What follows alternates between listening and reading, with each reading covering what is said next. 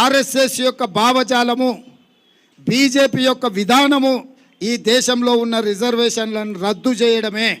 వాళ్ళ ఆఖరి యుద్ధం ప్రకటించారు ఈ రాజ్యాంగం మీద. ఆ ఆఖరి యుద్ధమే ఎస్సీ ఎస్టీ ఓబీసీ రిజర్వేషన్ల రద్దు.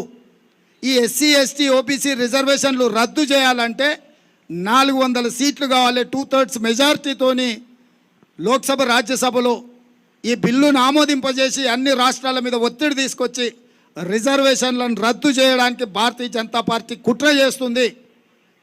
1925 సంవత్సరంలో మొదలుపెట్టిన ఆర్ఎస్ఎస్ 100 సంవత్సరాలు పూర్తయ్యే లోపల ఈ దేశంలో రిజర్వేషన్లను రద్దు చేస్తామనే విధానాన్ని ఆర్ఎస్ఎస్ తీసుకున్నది. 2025కు 100 సంవత్సరాలు ఆర్ఎస్ఎస్ ఆవిర్భవించి పూర్తి కాబోతుంది. కాబట్టి రిజర్వేషన్లను రద్దు చేయాలన్న పట్టుదలతోని ఆర్ఎస్ఎస్ ఉన్నది. ఆర్ఎస్ఎస్ పెద్దలు చాలా సందర్భాలలో రిజర్వేషన్ల రద్దు విధానాన్ని ప్రస్తావించారు. ఆ రోజు ఇక్కడున్న మీడియా మిత్రులకు చాలామందికి తెలిసి ఉండాలి. మండల్ కమిషన్ అంశం ముందుకొచ్చినప్పుడు కమండల్ తీసుకొచ్చిండ్రు. అద్వానీ గారు రథయాత్ర తీసి దేశం మొత్తం మత విద్వేషాలను రెచ్చగొట్టి 2 జాతుల మధ్యలో పంచాయతీ పెట్టి మండల్ కమిషన్ అమలు కాకుండా ఆ రోజు బీజేపీ అడ్డుకున్నది. ఆ రోజు చాలా మీడియాలలో ప్రస్తావన వచ్చింది మండల్ వర్సెస్ కమండల్ అని.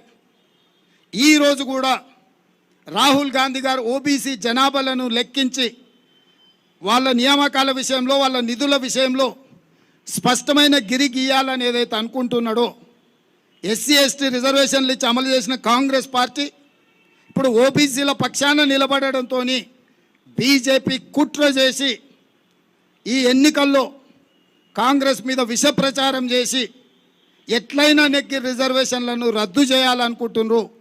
అందుకే ఈ రాష్ట్రంలో ఉండే ప్రతి ఒక్కరికి నేను విజ్ఞప్తి చేస్తున్నా, ముఖ్యంగా ఎస్సీ ఎస్టీ మైనారిటీ ఓబీసీలకు, బీజేపీకి మీరు వేసే ప్రతి ఓటు మీరు రిజర్వేషన్ రద్దు కావడానికి ఉపయోగపడుతుంది.